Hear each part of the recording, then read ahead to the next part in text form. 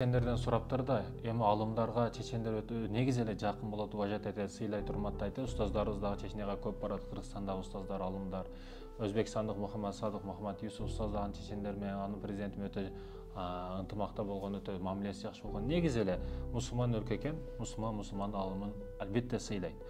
Чечендерден сурашыптыр, эмнеге ушундай силер намустуу келесиңер, эрк жагынан, кызгануу жагынан да өтө күчтүүсүңөр.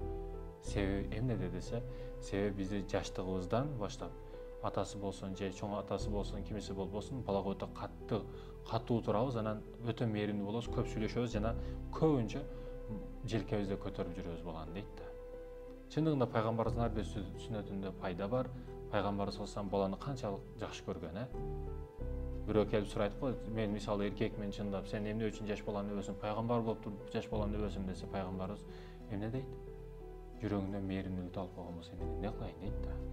Пайгамбарыбыздын ар бир сүннөтүндө урматтуу мекендешим пайдалар бар. Чындыгында урматтуу мекендешим байкасаңыз күчтүүлөрдүн тарыхын окусаңыз, өмүр баянын окусаңыз, чоң атасы же атасы өтө күчтүү тарбия берген да.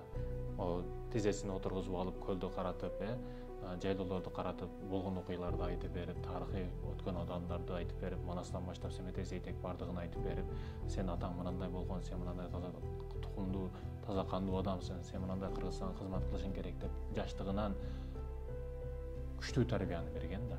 Эгер жаштыгынан атанын керек учурда бала атадан жакшы тарбия, жакшы нерселерди алып кала турган болсо, кийин чоңойгондогу бере турган мугалимдер баягы лайларды мынтип чаптап коет го, ошондой эле чаптагыч болуп калат.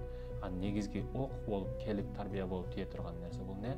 Атанын жаштыгында берген тарбиясы. Ата болуп туруп баланы көбүрөөк кучактаңыз, көбүрөөк өбүңүз, көбүрөөк тарбия бериңиз, көбүрөөк жакшы сөздөрдү айтыңыз, балага дух бергенди